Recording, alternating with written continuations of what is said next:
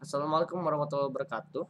Abdi Mamak Barasyad dari kelas 10 MIPA 5 bade ngadongengkeun sasakala Gunung Tampomas.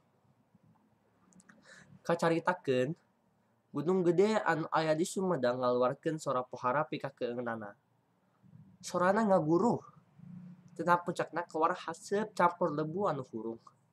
Ieu gunung kawas-kawas arek bitu. Rahay Kabupaten Sumedang harita pohara rarwasanana. Kumaha balukarna lamun eta gunung gede bener-bener bitu. Teu kacatos saha anu jeneng Bupati harita ngan eta bupati teh pohara toweksana karahayat, wedi asih sarta bijaksana. Atuh sanajan can kalaporan ge anjeunna parantos uningaeun kumaha tagiurna rahayat. Anjeunna teras ngemutan sangkan bisa nyalamatkeun rahayatna.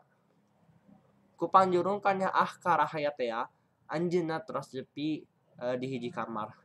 Sejam mujas medi hendak pituduh Ciparadewa. Susuganan ku jalan kitu, anjeunna tiasa mangadep ka yang tunggal, dipasihan pituduh pikeun nyalamatkeun rahayatna. Ku cengeng-cengengna mangadep, alhamdulillah maksud Kanjeng Bupati tinekanan. Dina hiji wengi, Kanjeng Bupati ngimpen kasumpangan hiji aki-aki. Eta aki-aki anu nganggo anggowan sing sarua bodas teh pok sasawuran anca pisan. Putu eyang anu kasep, eyang geus terang kumaha kabingung hidup. Eyang hayang mantuan sangkan rakyat hidup bisa leupas tina kahariwangna. Eta gunung kudu ditimbal ku keris pusaka kagungan putra dalem anu dijieun tina emas. Pemaha hidup ulah deuk ngoretkeun. Tah sakitu bae teh eyang. Sabada sasauran kitu, eta aki-aki teh geus bae leungit tina impenan Kanjeng Bupati. Satempina eta ilapat, enggal bae Kangjeng Bupati kaluar ti kamar teras nyandak keris pusaka.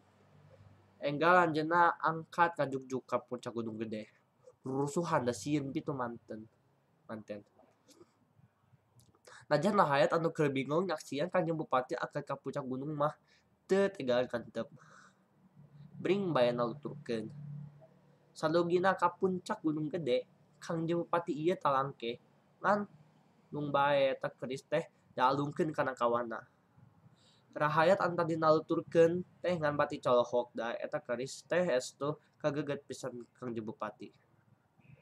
Barang eta keris geus dikanakawakeun jep saharita sorana ngaguruh pikakeuneunan teh jempe. Lini anu geus lila karasa, harita mah teu karasa nanaon. Sapada leungit kagetna timbul kabonga rahayat teh. Geura bae surak bakat ku atoh. Satuluy sumujud Kangjeng Bupati tanda nganuhunkeun. Sakabeh rakyat ngaikrarkeun seja satia satuhu ka anu ngaheuyeuk dayeuh. Eta maksud kasatian rahayat teh ku Kangjeng Bupati ditampi kalayan dareuda. Bakat ku bingah. Bingah manehna lantaran bisa ningkahkeun balai. Bingah lantaran bisa nyalamatkeun rahayatna. Tah nyati harita pisan teh harita pisan eta gunung katelah gunung tanpa emas anu saterusna robah jadi gunung Tampomas.